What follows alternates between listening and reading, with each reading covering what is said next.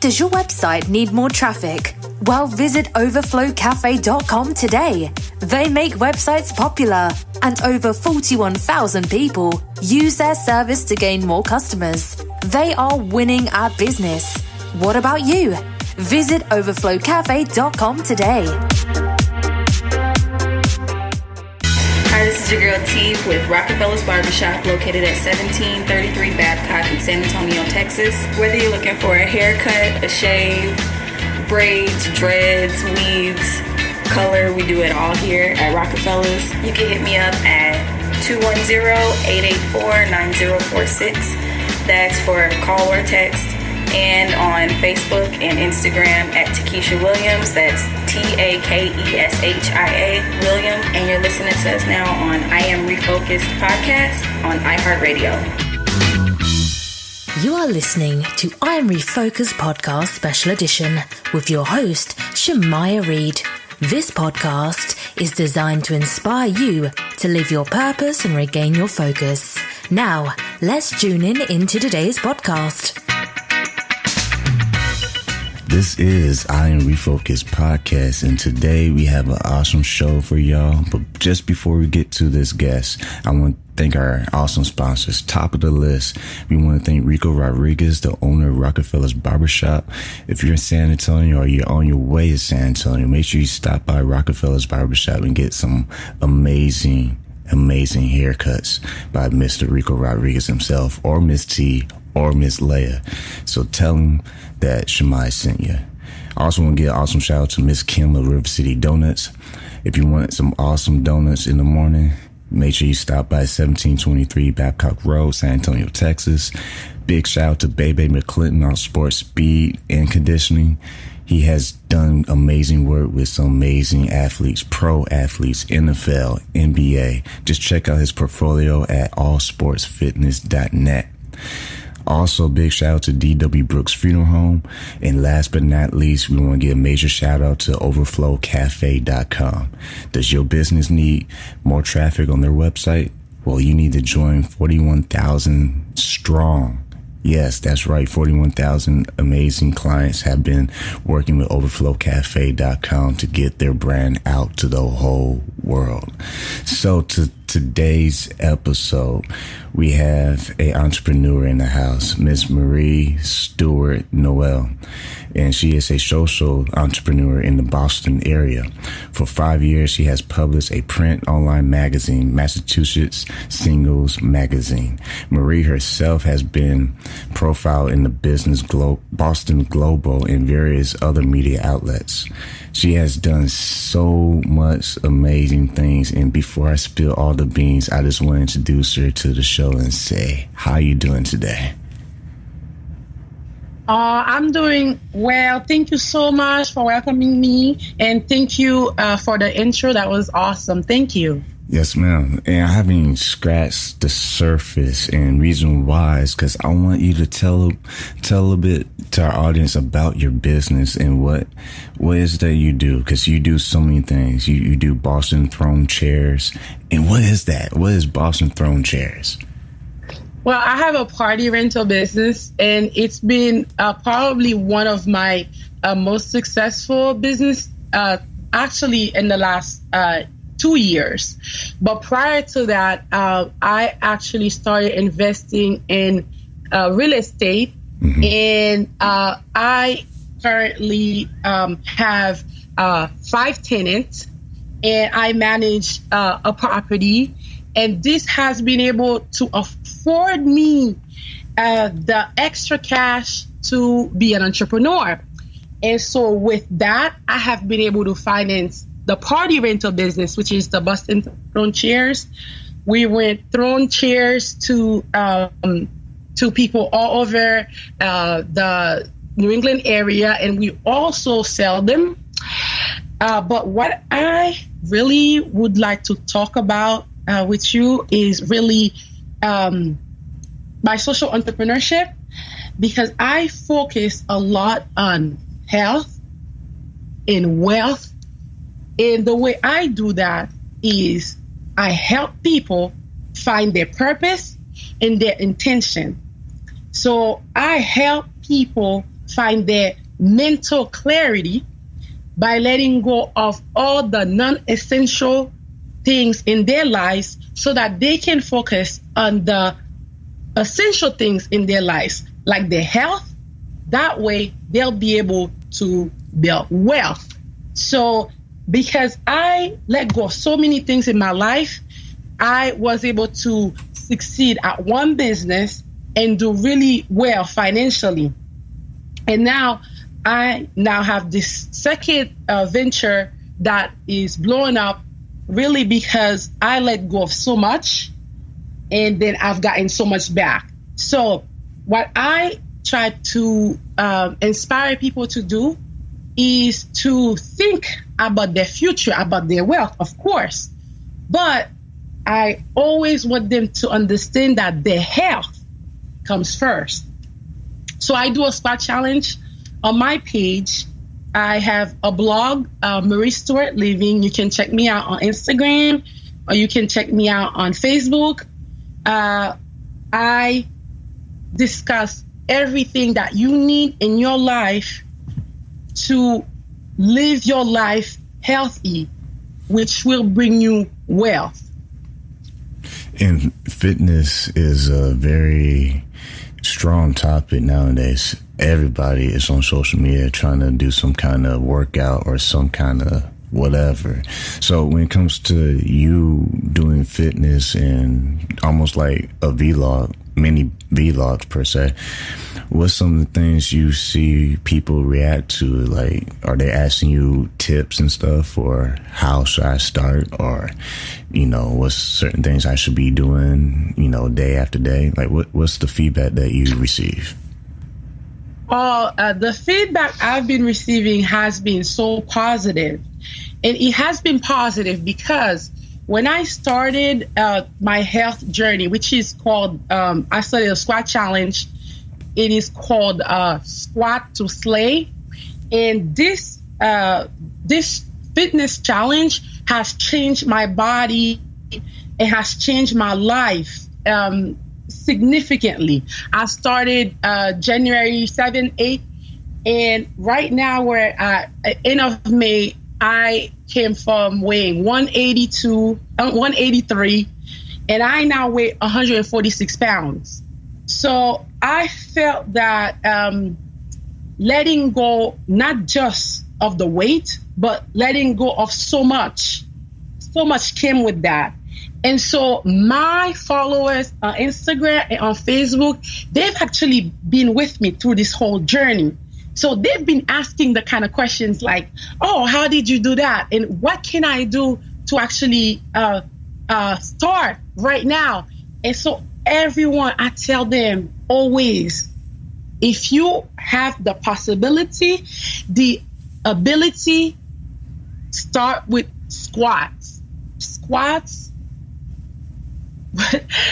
have made my health, me, much better, has reduced my cholesterol. So now I'm having clients coming to me and saying, Marie, I have diabetes. Would you be able to help me in this squat challenge to lose weight and also help with removing this diabetes from my body? So this kind of feedback have been mind-blowing to me because I've always been skinny. So people always think, oh, Marie's so healthy because she's skinny. But I've always had a terrible cholesterol problem that was getting me to a point where I was seeing a cardiologist. So I've shared all that with my audience, and my audience has really reached out to me and let me know how I've touched them and how is it that people would just think the same way, like they're skinny and that means they're healthy. But, you know, really to be healthy, it's not just about your weight. You have to be healthy inside. You have to be healthy with your mind. And you also have to be healthy with your physical, your safety, and also being able to afford certain things. So that's why the health and wealth together, once you build that together, you really become wealthy. And my audience really sees that, you know? Yes. And how has your health as it has improved, how has it opened up doors for you to really explode your business? So my health, I'll tell you this. My cholesterol was, I believe, 305, and it has now gone down to 216. And this is huge for me. So this has helped me with getting so many people following my blog, being part and being involved. I am training 2 women on WhatsApp now 3 days a week. It has really brought together my image, because I'm not just put together, but I look more refined and I look happier, because I'm making the right choices for my body, for my mind, for my soul, and for my future. And I assume that with people that come around me. And that has brought a lot of business my way as well for my party rental, and also a lot of business as far as I'm not a personal trainer. I'm just a regular person who decided to do this. So people are trusting what my process. They are trusting it. And having 2 people, having started January, and now since early April, I have 2 people really like following what I'm doing and training with me and paying me, paying my time. This has been unbelievable. So this has become a great way to break the ice, so to speak, for people to get to know you on a personal level. So speaking of, you as an entrepreneur, what's some advice that you have, wisdom based on your experience, for entrepreneurs out there who might be the opposite? Maybe they are struggling with attracting new eyes to their business. What's some words of wisdom that you can share with the audience? Well, I would like to share 3 tips. The first thing is invest in real estate. Just do it. Just save your money, do whatever that you need to do, save your money and invest in real estate. Because once you have real estate and you actually take care of your property or your properties, and this can help you not just with your life now, but help you with your future, your family's future. And being an entrepreneur, your property can actually help you with even getting business loans, right? So that is one. And the second tip is this. Really try to, as much as you can, learn as much as you can about your field. Really get good at it. Really become an expert, right? So listen to the podcast, read the articles. I mean, there are so many resources out there for you to get that kind of education. Like, for example, like recently, I've linked up with my alumni group. So I went to Northeastern University. And right then and there, they have so many workshops, so many things that are simply just for entrepreneurs. So I'm able to tap into that, right? And also, I have my bank where I actually have my my mortgage with. My bank actually offers workshops for small businesses. They even offer workshops on how to do your own accounting and really different things that will really help your business move forward. But if you're not continuously educating yourself and learning, you cannot grow. And really, like the third advice I'll give to you is that the third tip is that we get so caught up in like our daily lives, and we don't sit down. And as entrepreneurs, we tend to think we can do it all. But it's so important that we focus on the essentials and let go of the non-essentials. That's really good advice. So, so for example, I use this website called Fiverr.com. So it's FIVERR.com. I outsource a lot of my social media marketing to people on that site. They are freelancers. They will do the work for you as low as $5. So non-essentials, things that you really have no idea how to do this, things you're going to be spending so much time that you really don't have as an entrepreneur. You are the only employee. So you don't have that kind of time.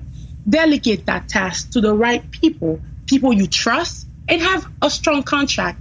Fiverr does all that for you. These are the tips that I have for you. And I really think that if you open yourself to all that comes your way, but you really focus on what only applies to you, you'll be successful. And you also have a way of giving back. And for what you do, you're involved with your own foundation, EWOF.org, where you, I hope I get this correct, you help Haitian girls do fashion business development by sewing. Touch on that, some of the stuff that you do to give back to the community. Oh yes, so it's Executive Woman Foundation. I started this foundation in December 2016.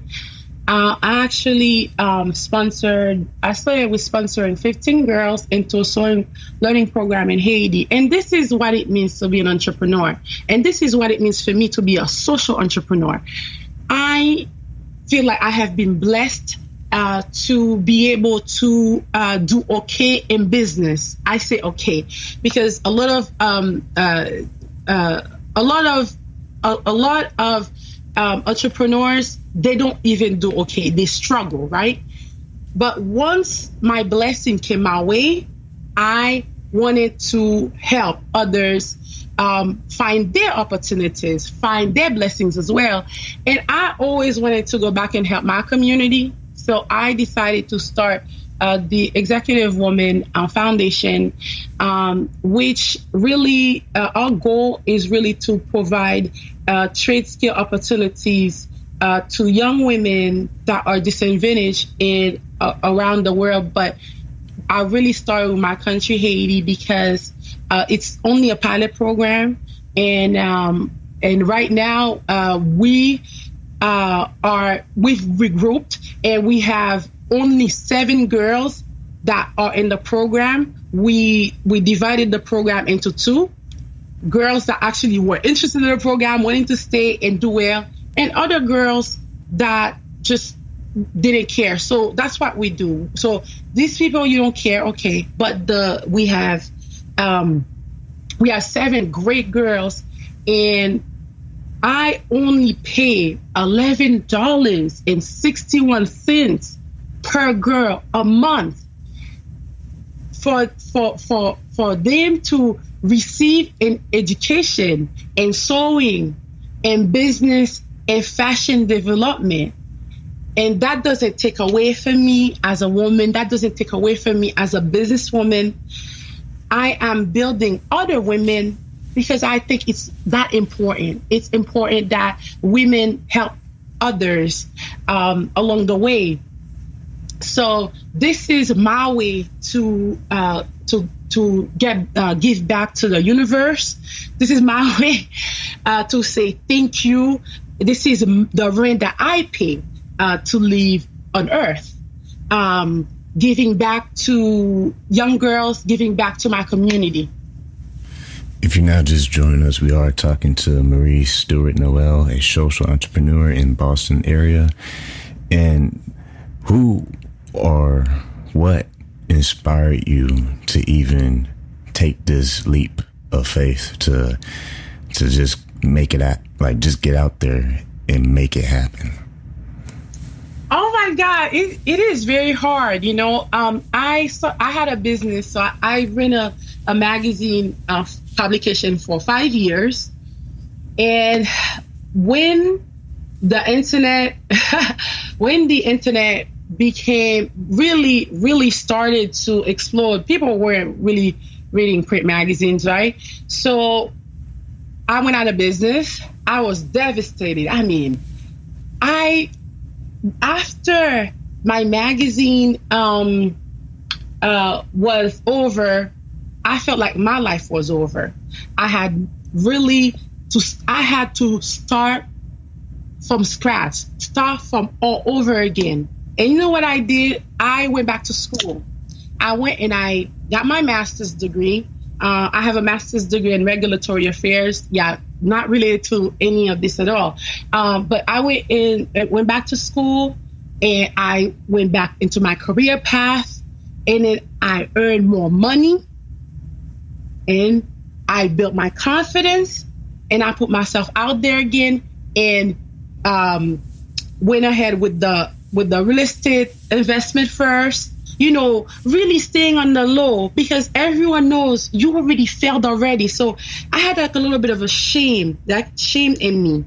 So I stayed with my property first. And once that was successful, I felt so much more joy and so much excitement about continuing and going further with my other ventures.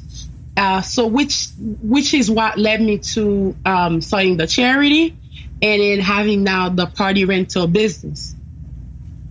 And speak to women out there who maybe thought about having a business one day, and they're on the fence of maybe I will start get into entrepreneurship and start my business, or maybe I won't. What words of wisdom will you give that to an audience out there who would like to know what is the first step I need to take to just go out and do what you're doing right now?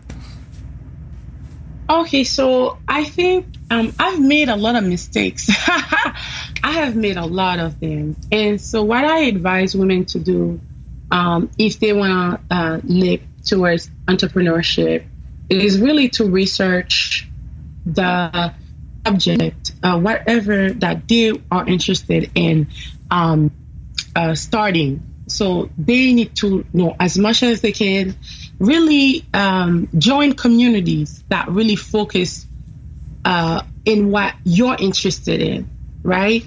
And really rally people that you know to come for you, to help you. Don't be afraid to ask people for help, for input, because these are, even if someone is a naysayer, that's okay. You need these people. You need people that will tell you exactly what is it that you're doing wrong, and and this will really motivate you to see, okay, I can do this better. So knowing your craft, get involved with groups that are really related to what you're trying to do. Get a lot of information, read a lot, really join different communities, and save your money. Being an entrepreneur is very hard, and it can get expensive as well. So really have a budget and stick to it. Just stick to your budget, because if you're not sticking to your budget, and you should always have a budget. This is where I failed. I failed so many times because I just thought, I have the money, I'll just spend it, right? But no, everything should always have a budget.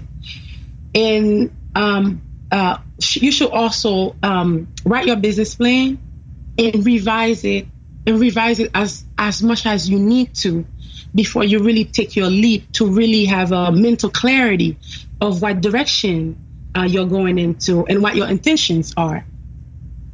And when it comes to you're in the midst of running your business, and it takes commitment, it takes vision. What's some of the short-term goals that you have for the near future? Oh my gosh, short-term goals. Well, this year, actually, we'll be traveling a lot, but short-term goal for my businesses, for me as an entrepreneur, is really to continue to inspire people, but inspire them to want to do something exciting with their lives and not really worry as much. So this summer, I'm going to be launching a challenge, and the challenge is so simple, and it's really more aimed at women. And this challenge is that women or anyone interested, they will need to from June 1st to Labor Day weekend, I believe. I think it is August 31st, but I will check that. So we're having a challenge, and the challenge is so simple. You have to make your summer list. So the person has to try to attend 12 entertainment event during that time period, June 1st to August 31st. They have to try to see and meet up with at least 7 friends or loved ones, one-on-one, during that time period.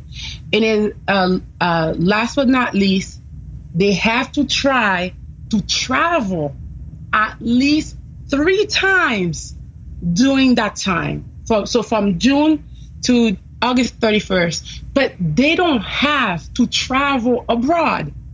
Traveling can mean you take a road trip to the next state. So this is what I believe. This is a great goal for me and for my audience this summer, because we get caught up so much and we don't make time for ourselves. These little things really can benefit our health. And once the fall comes, you'll be able to look back and say, oh, wow, I did all this. And that itself already, you go into the fall and it's so much excitement and you just can't wait to even do more.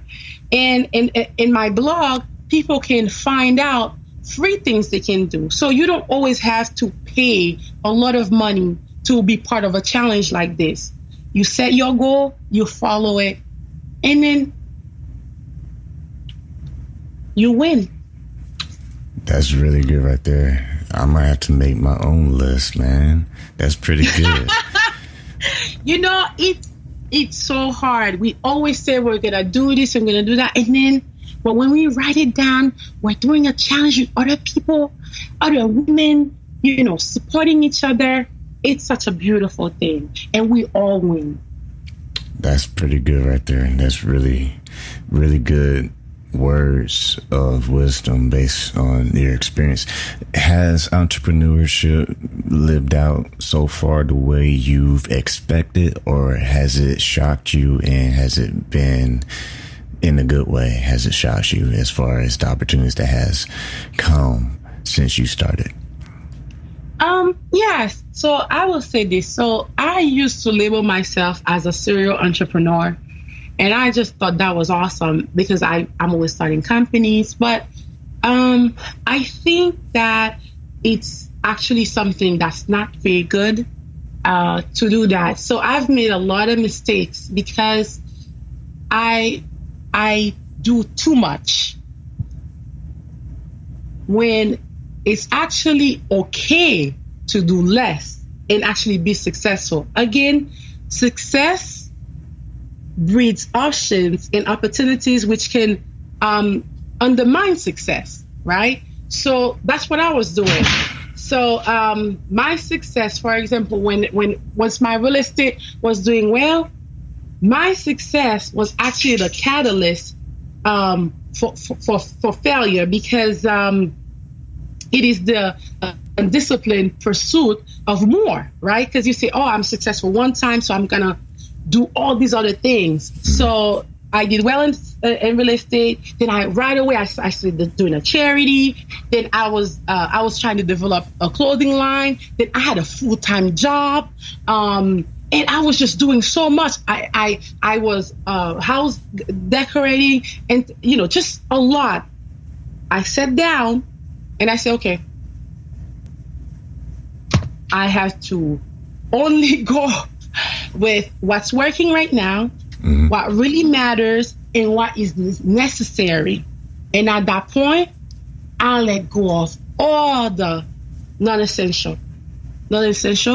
If it's not making you better, if it's not making your health better, if it's not making you money, it doesn't need to be in your life. So I had to learn this, and it took me a long time to learn this and to let go of things that just didn't need to be taking space in my mind and keep me busy. You're an entrepreneur. You always say, "Oh, I'm so busy," but really, if you let go of so much, you actually have time for friends, for family. I mean, I have a dog now. So really don't try to be a serial entrepreneur. Just choose one thing, focus on that, grow that. And also, if you're a serial entrepreneur, don't be surprised, if your friends and family don't want to support you, because they're like, "Oh, this person's always starting a business," so whatever. But when you are dedicated and you focus to one goal, and it's something that starts to bring you success, really just stick to that, and you'll see your village, your friends, your family, your community will rally around you, and you'll win. If you just now tune in, we are talking to Maurice Stuart Noel, a social entrepreneur in the Boston area. And before we close this episode, who would you want to give a shout out to? Oh my God, I can give a shout out. That is so cool. I'd like to give a shout out to, of course, my family, my parents. Thank you. The Lockett family. They are awesome. Thank you, Miss Adair. You've supported me through so much. Also, Mrs. Calix. And really, my friends, Andina, Schoon, Malani, oh my God, Joanne. If I forgot you, I'm so sorry. But everyone who has been so supportive, anyone who has called me and given me words of encouragement, Nicole, of course, and and of course, like my entire Fever team. I have an entire social marketing team. Thank you so much. That's amazing. Well, before we close this broadcast, I'm going to switch it up a little bit. I'm going to drop a quote just for what happened on today's show. I think it kind of goes with the theme. It's a quote from Kobe Bryant. I think you guys will like it. He said, "Everything negative, pressure, challenges is all an opportunity for me to rise." So just put that in the back burner and just kind of think on that, because a lot of times, entrepreneur or 9 to 5, you get burned out easily. So just remember, every challenge, every pressure is an opportunity. And if you use the opportunity, you will grow, because you can't grow if you don't have an open mind. And with that being said, we never want to close this broadcast without saying, keep God first, stay focused, and peace.